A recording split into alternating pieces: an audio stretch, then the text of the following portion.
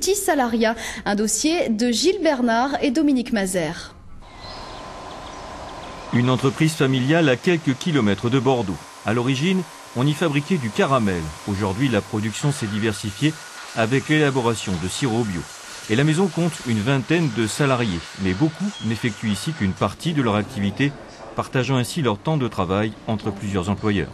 Ce que j'aime bien, c'est justement ça rend la routine, c'est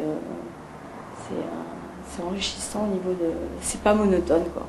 La contrepartie, un minimum d'organisation et un investissement de part et d'autre au-delà d'une simple mission d'intérim.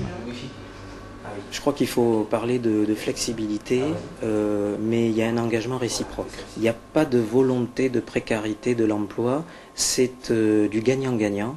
Et il faut absolument, pour la réussite, avoir toujours cette ligne de conduite à l'esprit. On est les seuls pour le moment à développer la dynamique d'entreprise. Promouvoir et développer le temps partagé, c'est la raison d'être de l'association CTP Guyenne. Créée il y a une quinzaine d'années, elle compte une centaine d'adhérents, dont une trentaine directement impliqués au quotidien. Il y a des missions à réaliser, il y a des comptes rendus à faire, il y a des réunions à tenir, il y a un peu de tout. En fin de compte, un peu ce qu'on voit dans l'entreprise aujourd'hui. Une première étape en fait avant de renouer vraiment avec le monde du travail.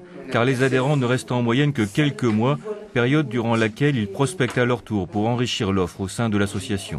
Ce sont des tâches qu'une entreprise a tendance à repousser, soit parce qu'elle n'a pas le temps de les faire, soit parce qu'elle n'a pas les ressources. Et bien souvent, ces tâches, on les pousse, et puis il arrive un moment où il faut bien les réaliser. Donc le temps partagé, c'est typiquement là que l'on se situe. 20 à 40% d'un temps plein, il n'en fallait pas plus à Olivier Bum. Licencié après 25 ans passés dans l'agroalimentaire, cet ancien cadre supérieur s'est alors investi dans l'aménagement et la location de meublés.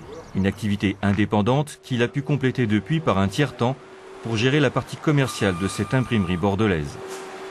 Il faut être clair que lorsque vous arrivez dans une entreprise pour travailler à 10, 20, 30 ou 40%, il est difficile d'avoir une grosse période de formation. Il faut être réactif, interactif tout de suite, très rapidement. Donc c'est vrai que quelqu'un qui a déjà 10, 20, 30 ans d'expérience derrière soi peut proposer son activité, peut proposer un travail très rentable immédiatement. En 4 ans, plus d'une centaine d'adhérents de l'association se sont ainsi relancés dans l'exercice d'un métier, avec au fil du temps un intérêt de plus en plus marqué des petites et moyennes entreprises pour le temps partagé. Est-ce que les chefs d'entreprise, c'est quel type d'entreprise vous avez rencontré ? L'image est saisissante des défenseurs des animaux nus